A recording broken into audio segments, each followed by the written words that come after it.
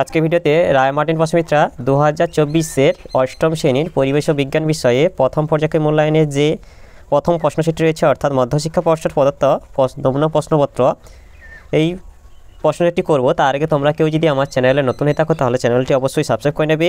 একে যেটা আছে সঠিক উত্তর নির্বাচন করো। একে আছে একটি বস্তুকে কোনো তরলে নিমজ্জিত করা হলো, বস্তুটি ওই তরলে আংশিক নিমজ্জিত অবস্থায় স্থির হয়ে ভাসবে যখন এটা হবে বিটা প্রবণতা বল বস্তুর ওজনের থেকে যখন বেশি হবে। এরপর দুই দিকে যেটা আছে গলগি বস্তু সৃষ্টি হয় যে অঙ্গাণু থেকে সেটি হলো এটা হবে এন্ডোপ্লাজমীয় জালিকা হবে। তিনে থেকে হচ্ছে কোনো পরীক্ষায় খুব পাতলা ধাতব পাতের প্রয়োজন হলে কোন ধাতুটি নেওয়া উচিত, এখান থেকে হবে এটা সোনা হবে। চারি হচ্ছে তুমি চাঁদে গেলে তোমার শিরার মধ্যে রক্তের চাপ হবে, এটা হবে স্বাভাবিক রক্তচাপের থেকে বেশি। পাঁচে হচ্ছে দেহের বর্জ্যকে মূত্রের মাধ্যমে দেহ থেকে বের করে দিতে সাহায্য করে যে অঙ্গটি সেটি হলো এটা বৃক্ক হবে। ছয় হচ্ছে প্রদত্ত কোন পদার্থটি তড়িতে সুপরিবাহী নয়, এটা কার্ড হবে। এরপর দুই থেকে যেটা আছে সংক্ষিপ্ত উত্তর দাও। একে আছে 14.6 পরমাণুর প্রোটন ও নিউট্রন সংখ্যা উল্লেখ করো। এখানে প্রোটন সংখ্যা হবে 6 এবং নিউট্রন সংখ্যা হবে 8। 14 থেকে এটা 6 বিয়োগ যাবে দিয়ে 8 হবে এটা। দুই হচ্ছে জলের ভর 1 কেজি হলে তার ওজন কত হবে, এটা হবে ওজন সমান বা ওই ডাব্লু সমান mg, অতএব হচ্ছে 1 গুণিতক 9.8 নিউটন সমান 9.8 নিউটন। এরপর 3 থেকে যেটা আছে খুব শুকনো ও ঠান্ডা পরিবেশে বসবাসকারী প্রাণীদের অ্যান্টিফ্রিজ প্রোটিন কিভাবে সাহায্য করে, এর উত্তরটি হলো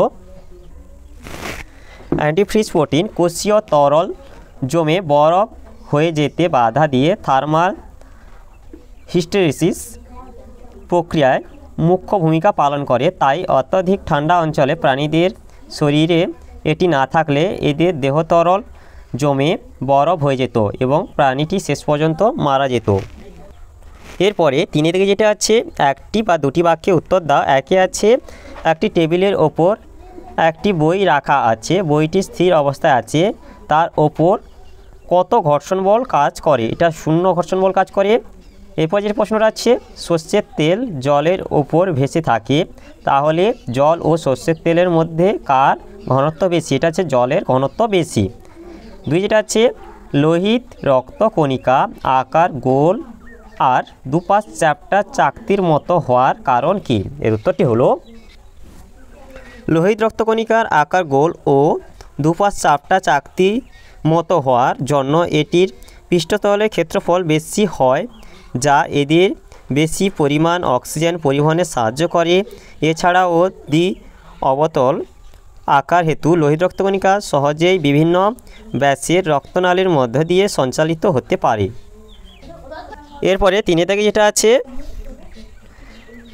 মার্কিউরাস ক্লোরাইড ও ক্যালসিয়াম ফসফেটের সংকেত লেখো, এটা হবে HgCl2, এটা হচ্ছে মার্কিউরাস ক্লোরাইড এবং ক্যালসিয়াম ফসফেট হচ্ছে Ca3PO4(2).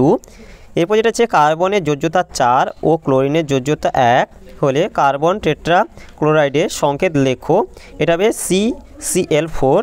ও অণুর প্রাথমিক গঠন কেমন হবে একই দেখাও, এটা এখানটা হবে এই যে কার্বনটা মাঝখানে থাকবে এবং Cl হচ্ছে চারদিকে থাকবেই হবে, হচ্ছে এটা হচ্ছে তার ছবি হবে। তাহলে আজকের ভিডিওতে আমরা অষ্টম শ্রেণী পরিবেশ ও বিজ্ঞান বিষয়ে যে মধ্যশিক্ষা পর্ষদ প্রদত্ত নমুনা প্রশ্নপত্র এই প্রশ্নসেটটি সমস্ত সমাধান করলাম। আর তোমরা কেউ যদি আমার চ্যানেলটা এখনও সাবস্ক্রাইব করে রাখোনি তাহলে চ্যানেলটা অবশ্যই সাবস্ক্রাইব করে নেবে। ভিডিওটি ভালো লাগলে ভিডিওটিকে লাইক কমেন্ট ও শেয়ার করতে ভুলবে না।